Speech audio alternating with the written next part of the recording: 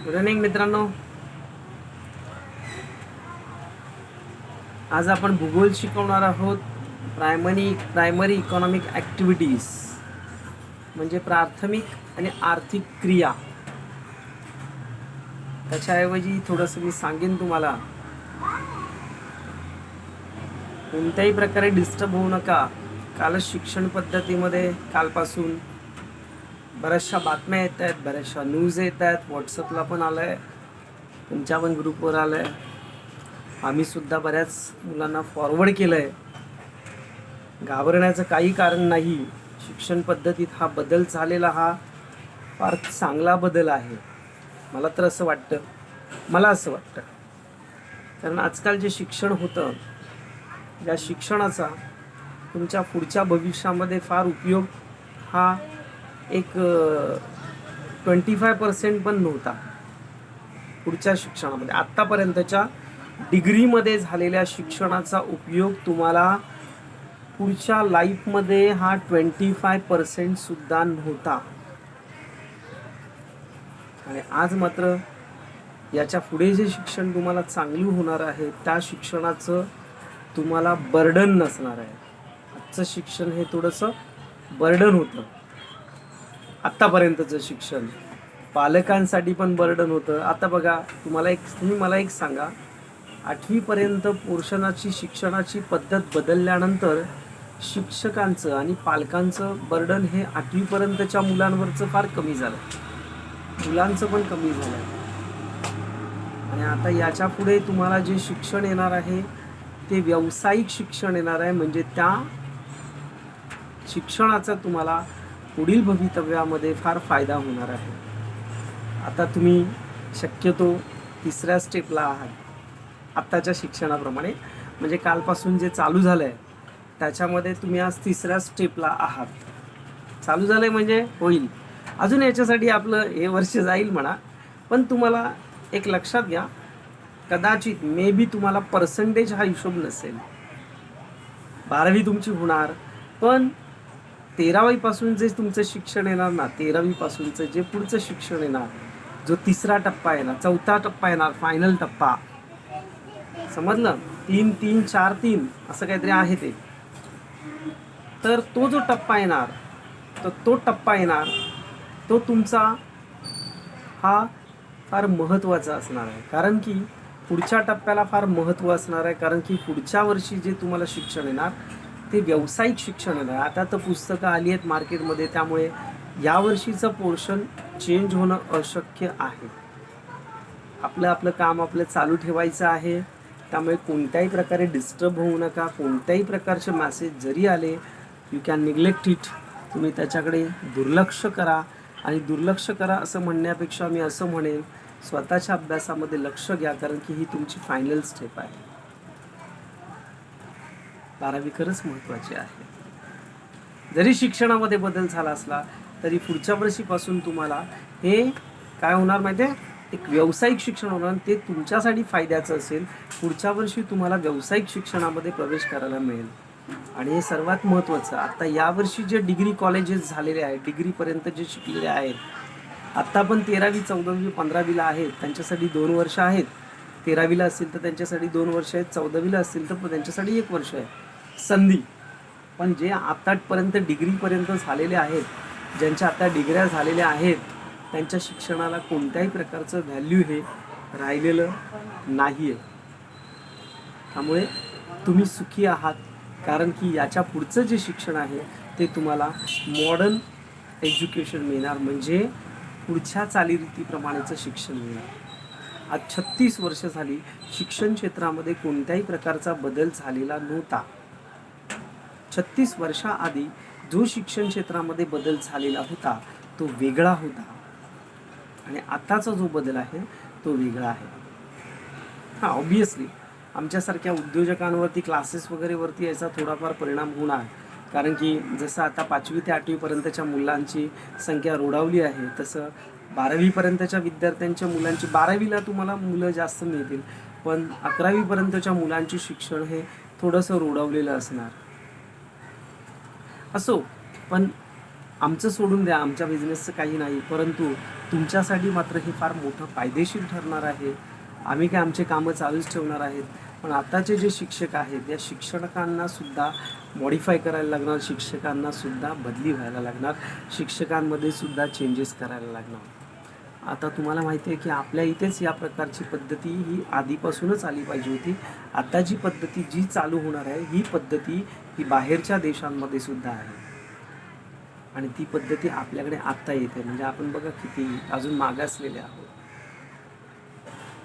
बघायला गेलं तर बाळांनो. पण एक सगळ्यात महत्त्वाची गोष्ट लक्षात ठेवा की जे काही चाललंय ते योग्य चाललंय.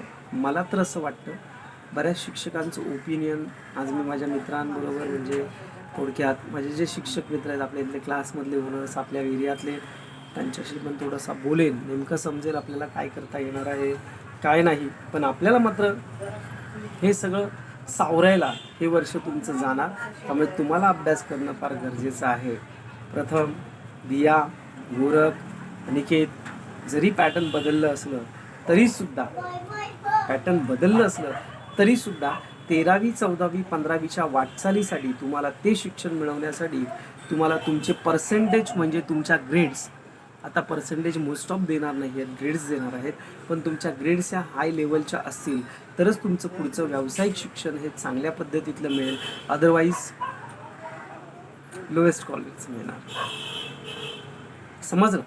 सो असो, आपण थोडंसं आपल्या शिक्षणाकडे लक्ष देऊया. आपल्याला शिकवायचं आहे.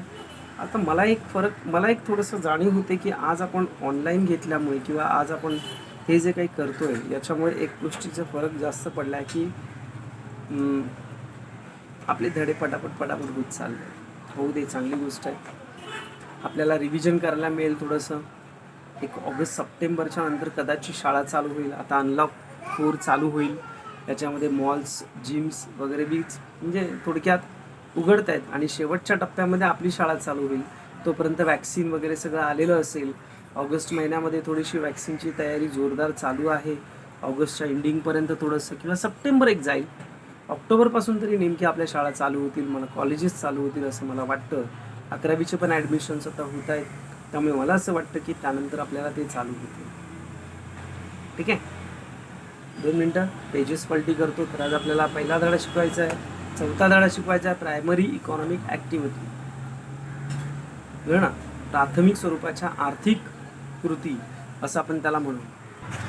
बघा, तुम्हाला एक नकाशा दाखवतो, तुमच्या पुस्तकामध्ये सुद्धा असेल. त्याच्यावरनं काही प्रश्न मी तुम्हाला कम्प्युटरवरती PC मध्ये दाखवतोय.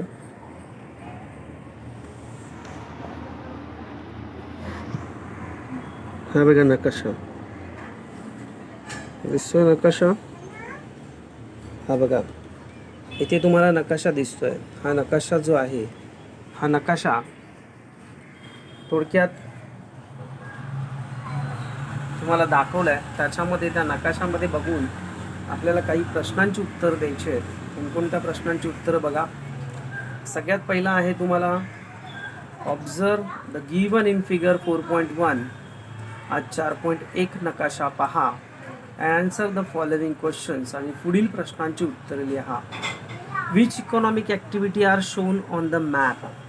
कोणकोणत्या आर्थिक व्यवसायाचं वितरण या नकाशामध्ये दाखवलेलं आहे. पहिला प्रश्न.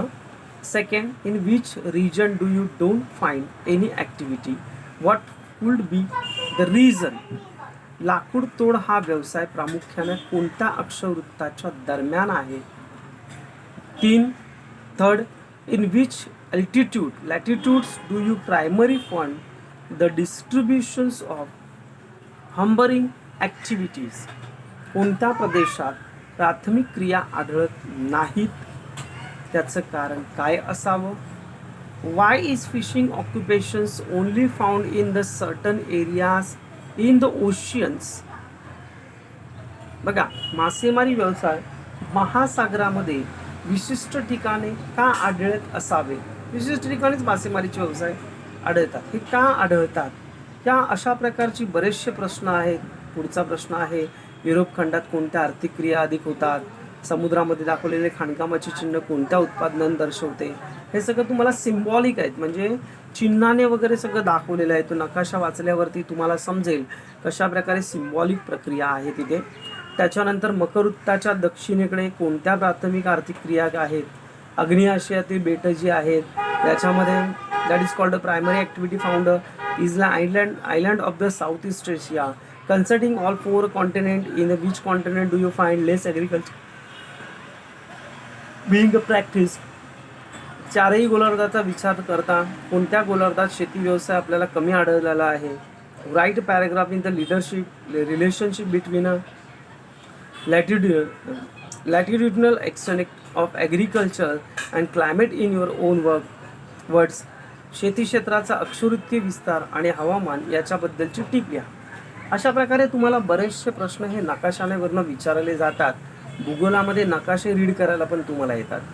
त्या नकाशावरून प्रश्नांची उत्तरंसुद्धा लिहायला येतात. त्यामुळे कन्सिडर करा की कोणत्या प्रकारे आपल्याला प्रश्न येऊ शकतील, कोणत्या प्रकारे आपल्याला प्रश्न आहेत या गोष्टी कन्सिडर करा आणि तशा पद्धतीत लिहिण्याचा प्रयत्न करा. तुम्हाला नोट्स मिळाल्यानंतर नोट्समध्ये तुम्हाला दिलेले असेल की कोणत्या प्रकारचे नकाशे येतात आणि कोणत्या प्रकारची उत्तरं तिथे येतात, प्रश्न येतात आणि त्याची उत्तर कशी लिहायची हे सुद्धा तुम्हाला समजेल. ओके. आता हे जे नकाशे दिले जात आहेत या नकाशावरून आपल्याला व्यवसायाचं वितरण कसं झालं, हाऊ टू डिस्ट्रीब्युशनचं थोडक्यात distributions to your various activity from the your observation given observations. Okay. तर हे सर्व निसर्गावरती अवलंबून असतात. All these activities dependent on a natures like that hunting like that. So it is a primary sector. You must have understand the different in the distributions various activities from the given observation. जे काही आपण observation करतो ना नकाशामध्ये किंवा कोणत्याही गोष्टीचं, त्याच्यासाठी नकाशामध्ये ना तुम्हाला नकाशे एक्सप्लेन करताना नकाशामध्ये त्या बाबींचा उल्लेख करायचा असतो. इन डायग्राम त्या बाबींचा उल्लेख करायचा असतो. देन तुम्हाला खाली चार्ट बनवायला सांगतात. त्या चार्टमध्ये तुम्हाला काही माहिती डिस्क्रिप्शन्स लिहायचे असतात. तुमच्याजवळ नोट्स असतील तर नोट्समध्ये पण बघा नकाशे कशा पद्धतीने सोडवलेले आहेत, नकाशा कशा पद्धतीने ऑब्झर्व केलेले आहेत हे तुम्ही लक्षात घ्या. Okay. So all these activities are dependent not nature hunting gathering animal husbandry agriculture fishing lumbering mining etcetera are primary economic activities. बघा याच्यामध्ये शिकार, फळे, कंदमुळे गोळा करणे, पशुपालन करणे, शेती करणे, मासेमारी करणे, लाकूड तोड करणे, खाणकाम व्यवसाय या प्राथमिक आर्थिक क्रिया आहेत. आता हे कशावर अवलंबून असतात? ऑब्व्हियसली निसर्गावर अवलंबून असतात. ऑब्व्हियसली आपल्याकडे असलेल्या साधन संपत्तीवरती अवलंबून असतात. It's depends upon yours first upon hunting primary occupations. प्राथमिक व्यवसायामध्ये primary occupations hunting. Hunting was a primitive activity of man obtain food. A large number of animal species have become extinct on the are on average verge of extinctions because of large scale hunting. Commercial hunting is banned all over the world. Also many laws are being passed to conserve and protect the animals. Some tribes practice hunting for their subsistence. बघा सगळ्यात पहिल्यांदा सुरुवातीला माणसाचा व्यवसाय होता शिकार करणं, कारण त्यावेळेस माणसांना कामधंदे पण नव्हते. शेती हा एकमेव उद्योग होता आणि शेतीबरोबर शिकार करणं, फळे गोळा करणं, कंदमुळे गोळा करणं अशा प्रकारचा व्यवसाय त्यावेळेस अवलंबित होता. बरोबर आहे. मोठ्या प्रमाणावर होणाऱ्या शिकारामुळे अनेक प्रकारच्या प्रजाती नामशेष झाल्या. शिकार त्यावेळेस मोठ्या प्रमाणावरती काही लोक अन्नधान्यासाठी शिकार करायला लागले. कालांतराने माणूस जसजसा सुधारत चालला तर शिकार हा फक्त एक छंद म्हणून होऊ लागला. छंद म्हणून हा एक प्रकार होऊ लागला आणि जिथे छंद झाला म्हटल्यावरती तिथे मोठ्या प्रमाणावर प्राण्यांची शिकार व्हायला लागली. समजलं? ज्यावेळेस शिकार ही फक्त अन्नासाठी शिकार केली जायची, आपल्याला मिळणाऱ्या अन्नासाठी शिकार ज्यावेळेस केली जायची, अशा प्रकारची जोपर्यंत क्रिया होती ना तोपर्यंत प्राणी मात्र हे जास्त मारले जात नसेल. मनुष्याला एखादा प्राणी जर शिकार करून भेटला तर तो त्याच्यावर खुश होत असेल. समजलं? तो शिकार केलेला प्राणी तर गावामध्ये वाटून खाल्ला जात असे. पण छंद म्हटल्यावर अरे एक मारूया, दुसरा मारूया, तिसरा मारूया, अशा प्रकारे मोठ्या प्रमाणावर शिकार व्हायला लागले. समजलं? म्हणून शिकार हा जो काही घटक होता हा चांगला नव्हता. नंतरच्या कालावधीमधला, आधीच्या कालावधीमध्ये ठीक होतं. सो प्रजाती अनेकशा नामशेष झाल्या, काही नामशेष होण्याच्या मार्गावर आहेत. त्यामुळे जगभर व्यावसायिक शिकारीवर बंदी झाली. तसेच प्राण्यांच्या संरक्षण आणि संवर्धनासाठी नवीन नवीन कायदे करण्यात आले. सद्यस्थितीमध्ये काही आदिवासी जमाती त्याच्या चरितार्थापुरती शिकार करतात. अजून पण बघा, मगाशी मी तुम्हाला तेच सांगितलं, अजूनही काही आदिवासी जमाती आपल्या चरितार्थासाठी शिकार करतात आणि त्यांच्यावर कोणत्याही प्रकारचं सरकारचं बंधन नाही, त्यांच्यावर कोणत्याही प्रकारचा गुन्हा दाखल होत नाही. पण ती जर शिकार त्यांनी त्यांचे हस्तिदंत विकण्यासाठी, त्यांचे नख विकण्यासाठी, त्यांची स्किन विकण्यासाठी वगैरे जर केला तर मात्र त्यांच्यावर कायदेशीर बंधन आणलं जातं, त्यांच्यावर कायदेशीर कारवाई होऊ शकते. तुम्हाला माहिती आहे, आमच्या इथे रत्नागिरी साईडला किंवा सिंधुदुर्ग साईडला बरीच लोक गोंधळ हा प्रकार असतो, किंवा गावामध्ये ज्यावेळेस सण असतो, देवाची यात्रा असते, त्या देवाच्या यात्रेला एक आमच्या इथे आहेत, म्हणजे एक रत्नागिरीचे आहेत, त्यांच्या इथे ज्यावेळेस गावची यात्रा असते ना त्याच्या आधी डुक्कर मारतात. एखाद्या तरी जंगली प्राण्याची शिकार लागते, भेकरा किंवा डुक्कर याची शिकार लागते. आणि देव हा असा आहे की त्यावेळेस तो बरोबर तो योग आहे ना त्या आठवड्यात घडवून आणतो. त्याच्या आधीच्या आठवड्यामध्ये गाववाले जंगल फिरतात आणि त्यांना एखादा डुक्कर किंवा एखादा भेकरा तरी मिळतो. भेकरा म्हणजे बकऱ्यासारखा आणि हरणासारखा दिसणारा एक प्राणी असतो, त्याचं पण मटण खाल्लं जातं. तो मारल्यानंतर नैवेद्य त्याचा देवासमोर ठेवला जातो आणि त्याच्यानंतर पुढची यात्रा संपन्न होते. आणि काय म्हणतात ना, निसर्ग हा ते घडवून आणतो आणि प्रत्येक ह्याला त्यांना तो मिळतो. आजवर बऱ्याचशा प्रथा अशा चालत आलेल्या आहेत आणि चालतायत सुद्धा.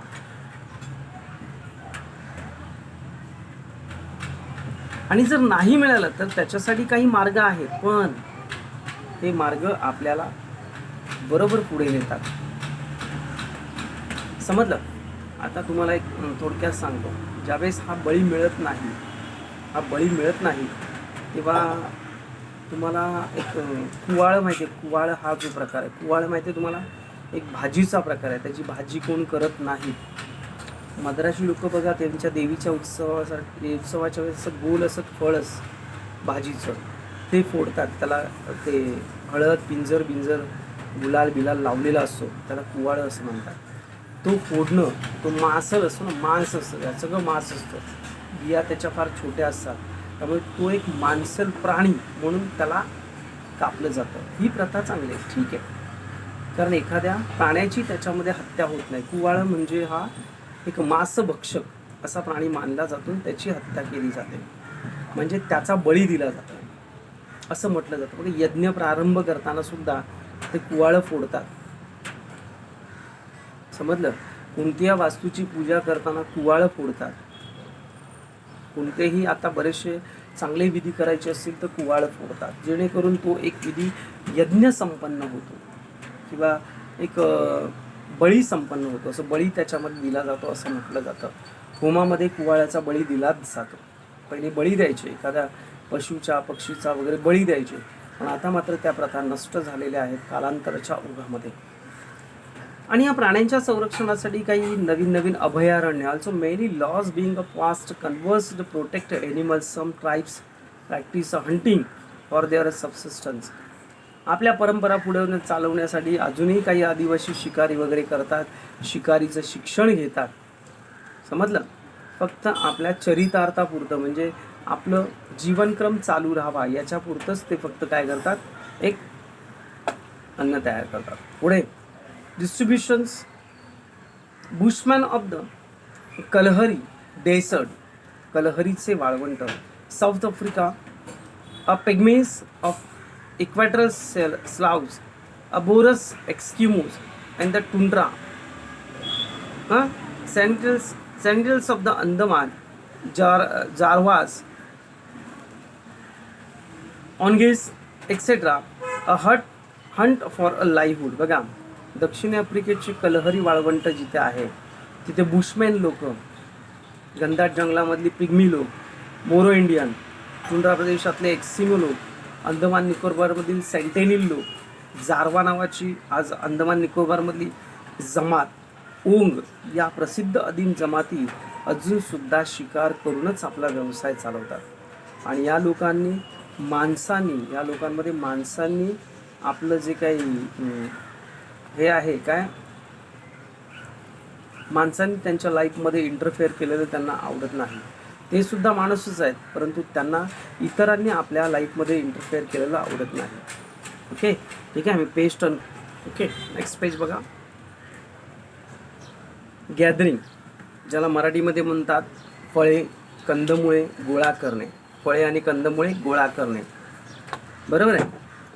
हा जो व्यवसाय आहे याच्यामध्ये many peoples world practice these activities which depends on the forest product. They collect fruits, roots and tubers, leaves, flowers, medicinal plants for their livelihood. They also collect a product like a gum, lac, honey, wax, rubber, etc. Different types of forest products are collected. For example, kath is collection from the monsoon forest is khair trees. Okay, some of these products have a high demands in the market. This activity is carried out on the large commercial scale. This occupation is carried out in all the forest covered regions of the world. The equatorial forests are dense and evergreen, and the climate is humid and unhealthy due to disturbance. Reptiles is insect collections for forest products is not done on the large scales. बघा, फळे कंदमुळे गोळा करणे हा सुद्धा एक प्रकारचा व्यवसाय आहे, ज्याला गॅदरिंग असं म्हटलं जातं. हा वन उत्पन्नावर आधारित व्यवसाय आहे आणि याच्यामध्ये वनातील फळं, कंदमुळं, फुले, पाने, औषधी वनस्पती गोळा करून उदरनिर्वाह आपला करत असतात. याशिवाय झाडापासून मिळणारा डिंक, राळ, मध, लाख, मेण यासारखे पदार्थ सुद्धा गोळा केले जातात. उदाहरणार्थ खैरापासून कात मिळवला जातो. काही पदार्थांना बाजारपेठेमध्ये मोठी मागणी आहे. या तत्वावरती त्यांचं संकलन होतं.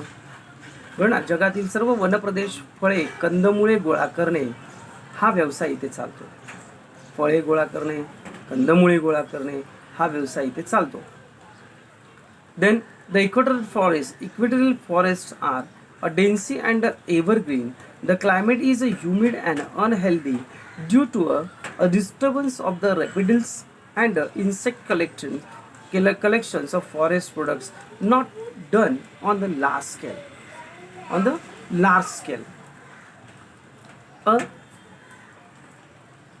लुंबरिंग, बघा आता याच्यामध्ये सगळ्यात पहिलं वनावर आधारित उद्योग जे आहेत याच्यामध्ये विषुववृत्तीय प्रदेशामधील जंगले, अत्यंत दाट सदाहरित वन, दमट आणि रोगट हवामान असलेलं, काही ठिकाणी सरपटणारे प्राणी असतात, कीटक असतात, यांचा सुद्धा उपद्रव होतो. म्हणून या प्रदेशात विविध वस्तू गोळा करण्याचा व्यवसाय व्यापारी तत्वावरती करता येत नाही. तर लोक मोस्ट ऑफ अशा ठिकाणी जातातच असं नाही. काही ठिकाणी दमट हवामान आहे, त्यामुळे तिथे रोगट वातावरण आहे, त्यामुळे तिथल्या वातावरणामध्ये लगेच त्रास व्हायला चालू होतो. समजलं.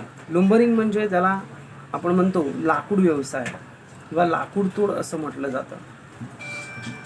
ओके, लाकूडतोड असं म्हटलं जातं. Which countries the monsoon regions, okay, which countries the monsoon region practice lumbering is a large scale. In which part of the Australia is a lumbering carried on? Why do you think a lumbering not carried out a northern part of Africa? Write a note of the leadership between a latitude and lumbering. Lumbering is developed on the commercial level in equatorial regions. बघा, विषुववृत्तीय प्रदेशामध्ये जंगल, मोसमी हवामानाच्या प्रदेशामध्ये लाकूडतोड व्यवसाय कोणत्या प्रदेशात मोठ्या प्रमाणात केला जातो? ऑस्ट्रेलियाच्या कोणत्या भागामध्ये लाकूडतोड केली जातं, आफ्रिका खंडाच्या कोणत्या भागात लाकूडतोड व्यवसाय आढळत नाही, त्याचं कारण काय असावं, या सगळ्या गोष्टींच्या प्रश्नांची उत्तरं आपल्याला शोधायची असतात. ओके, सी पुढचा एक टॉपिक शिकूया आपण. ओके, बघा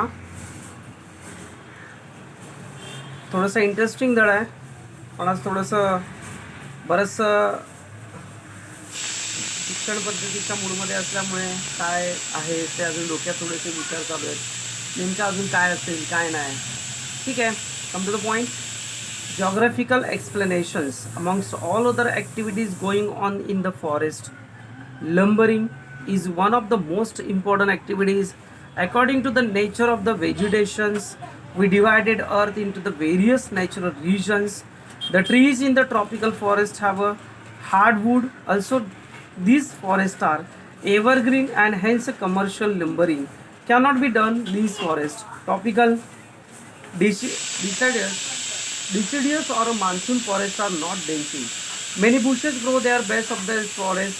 Since these forests are near agricultural lands, densely population regions, they have been deforested for the agriculture purpose on the large scale. बघा, amongst all these activities, वनांमध्ये चालणाऱ्या अनेक व्यवसायापैकी लाकूडतोड हा सगळ्यात महत्त्वाचा व्यवसाय आहे. तुम्हाला माहिती आहे, लाकूड हे एक चांगल्या प्रकारचं इंधन आहे. बरीच लोक जंगलामध्ये दिवसभरामध्ये थोडंसं फिरून वगैरे येतात, दिवसभरासाठी लागणारी लाकडं गोळा करून आणतात आणि ती चुलीसाठी जेवण वगैरे म्हणून वापरतात. आणि ही जी चुलीसाठी जेवण वगैरे तयार केलं जातं, हे तयार केलेलं जेवण हे मडक्यामध्ये बनवतात. बघा, हाऊ टू फिलिंग नाव, हाऊ लिसन केअरफुली. घराच्या बाहेर अशा प्रकारचं असं एक त्यावेळेस घर असायचं ना, घर बरं ना, त्यावेळेस घर जे असायचं ना, घर हे घर काय असायचं माहिती आहे, असं आउटसाईडला असायचं, बाहेरच्या साईडला असायचं. आणि जेवणाची जी खोली आहे ना, जेवणाची खोली ही मोकळी असायची, वरती शेड नसायची, तिथे चूल असायची आणि तिथे तुमचं जेवण बनवलं जायचं. आणि जरी असलं छप्पर असलं ना, तरी पण वरती शेड असायचं आणि आजूबाजूने ओपन असायचं, जेणेकरून तो धूर आहे ना, तो घरात न जाता बाहेरच्या बाहेर निघून जावा. अशा प्रकारे सिच्युएशन असायचं. आणि जेवण हे मडक्यात बनवलं जायचं. तर मडकं हे एक प्रकारचं अशा प्रकारचं एक भांडं आहे की ज्याच्यामध्ये तुम्हाला कोणत्याही प्रकारची खनिजं नसतात आणि त्याच्यामध्ये जेवण पटकन होतं. आणि मडक्यात बनवलेलं जेवण हे अतिशय रुचकर लागतं, पटापट बनतं. एक दिवसभरामध्ये सकाळी किंवा संध्याकाळी जेवून झाल्यानंतर संध्याकाळी 4-5 वाजता वनामधून पडलेली लाकडं गोळा करून आणायची, सुकलेली लाकडं, आणि ती चुलीसाठी ठेवायची. आणि दुसऱ्या दिवशी सकाळी आपण ती लाकडं वापरायची. एक तर तुमची इंधनाची बचत होते, चुलीवर केलेलं जेवण फार सुंदर असतं, त्यामुळे तुमचं इंधन बचत होते, बरोबर ना. बरीच लोक काय करतात, गावच्या ठिकाणी गेल्यानंतर थोडंसं, बरेच लोक रिटायरमेंट लाईफ एक्सप्लेन करायला किंवा अनुभवायला गावी जातात. गावी गेल्यानंतर ते लोक काय करतात, एकतर गाई म्हशी घेतात. गाई म्हशी घेतल्यानंतर त्यांचा खर्च फार असतो. त्यापेक्षा मला तर असं वाटतं 3-4 बकऱ्या घ्याव्या, 1-2 बोकड घ्यावे. एक 4-5 बकऱ्याने बोकड असले की तुम्हाला चांगलं. कारण बकरीचं दूध प्यायल्याने शक्यतो तुम्हाला TB वगैरे सारखे आजार किंवा त्यांच्या दुधामध्ये बरेचसे बॅक्टेरियाज मारण्याची ताकद असते. कॅन्सरसारखे रोगसुद्धा त्याच्यामधून उद्भवत नाहीत, TB सारखे रोग उद्भवत नाहीत, समजलं. त्यामुळे ते सगळ्यात चांगलं. दुसरी गोष्ट अशी की ज्यावेळेस आपण कुक्कुटपालन करायचं, एक 10-15 कोंबड्या तयार करायच्या, म्हणजे रोजच्या रोज तुम्हाला अंडी मिळतात, मांस मिळतं, बरं ना. मला तर असं वाटतं की थोडक्यात ते लाईफ तुमचं चांगलं. एक 2 जास्त आजूबाजूला 2-4 गुंठे जागा असावी, जेणेकरून आपल्यापुरतं आपण धान्य लावायचं, तेवढ्यापुरतीच मेहनत करायची, बरं ना. जास्त मोठी शेती पण घ्यायची नाही, शेती करायचीच नाही म्हणा.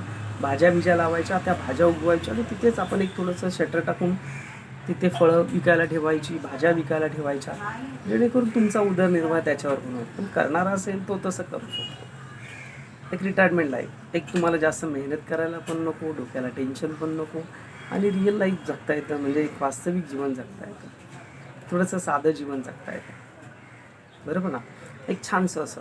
पण तसंच या आता बघा, हे लाकडावरनं आपल्याला निघालं की लाकूड हे अतिशय उष्णकटिबंधात जे सदाहरित वन आहेत ना, इथलं जे लाकूड असतं ना, हे अतिशय कठीण असतं, आणि वन इतके घनदाट असतात की तिथे लाकूडतोड व्यवसाय विकसित होऊ शकत नाही. त्याच्यानंतर उष्णकटिबंधीय पानझडी किंवा मोसमी हवामान प्रदेशातील वने विरळ असतात. तळाशी अनेक झाडे झुडपे असतात. ही वने दाट वस्तीच्या प्रदेशात सानिध्यात असल्याने या वनातील जमिनी मोठ्या प्रमाणावर शेतीखाली आणल्या जातात. आता वने नष्ट होण्याची भीती निर्माण झालेली आहे. जंगलतोड, आता तिथले आदिवासी काय करतात, लाकूड तोड करतात आणि ती जमीन लागवडीखाली आणतात. त्यामुळे थोड्या दिवसांनी वनं नष्ट होण्याची शक्यता वाढत आहे.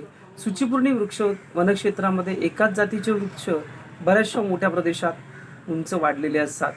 हे उंच सरळाने वाढतात, ही सदाहरित असतात आणि मऊ लाकडामुळे व्यवसायासाठी फार उपयुक्त असतात. जगामध्ये सर्वात जास्त व्यापारी तत्वावरती लाकूड व्यवसाय हा सूचीपर्णी वर्णात केला जातो. In coniferous forest only of the species of trees found in area. These trees grow and are tall. That's why in the world the lumbering activity is mostly practiced in the coniferous religious. Today wood is a use on very large scale for various purpose. Hence the percentage of the forest of the world decreasing drastically. As a result, hazards related to the environment and occurring. समजलं.